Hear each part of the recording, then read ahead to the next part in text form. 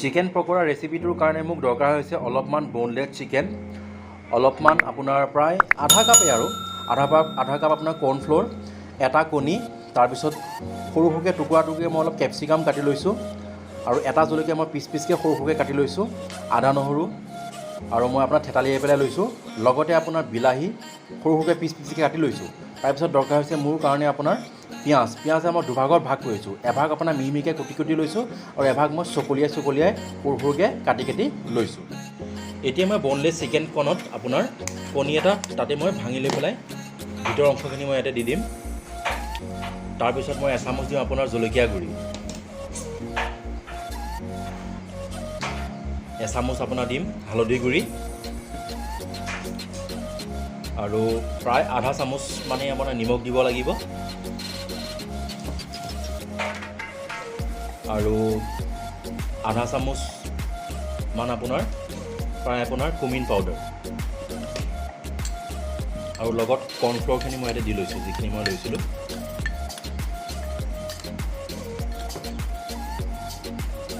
এতিয়া মই ধুনীয়াকৈ এইখিনি আপোনাৰ হাতেৰে ধুনীয়াকৈ মিহলাই কৰি ল'ম আৰু তাৰপিছত আদা নহৰু মই যিখিনি আপোনাৰ থেতালিয়াই লৈছিলোঁ সেইখিনি মই ইয়াতে চিকেন আছিলে সেই চিকেনখিনি মই আপোনাৰ ল' ফ্লেমত ফ্ৰাই কৰি ল'ব লাগিব।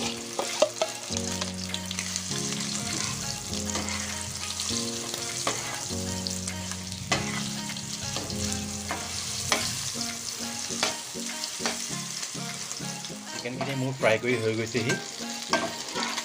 এতিয়া মই ইয়াতে অকণমান টমেটো চচ দিব লাগিব। টমেটো চচখিনি মই দি পেলাই ধুনীয়াকৈ আপোনাৰ হেতা দি ধুনীয়াকৈ খন্তিৰে মই লৰাই পেলাই ল'ম। তাৰপিছত মই পিঁয়াজখিনি দিলোঁ, পকলা চকলা যিখিনি মই আপোনাৰ কাটি লৈছোঁ, লগতে আপোনাৰ বিলাহীখিনি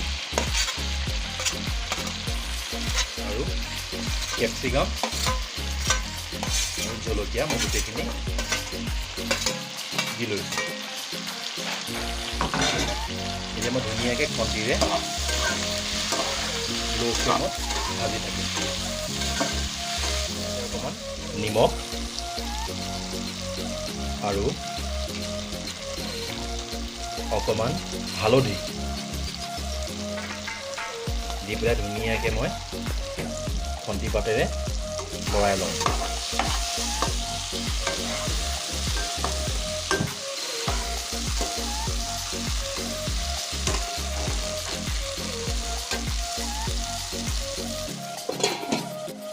অকণমান মই ইয়াত ভাত খাবলৈ এয়া আমাৰ চিকেন পকৰা ৰেডি। ইয়াৰ লগত অকণ ডেক'ৰেশ্যনৰ কাৰণে মই আপোনাৰ কি কৰিছোঁ, কেইটামান আপোনাৰ ধনিয়া পাত আপোনাৰ চাৰিওফালে আপোনাৰ মিলাই দিছোঁ, লগতে আপোনাৰ ৰাউণ্ডকৈ মানে আপোনাৰ পিঁয়াজ চকলকৈ ৰাউণ্ডকৈ মই দি পেলাই ছাইডত গোটেই চাৰিওচুকে আপোনাৰ মই মিলাই পেলাই মই ইয়াতে সজাই দিছোঁ।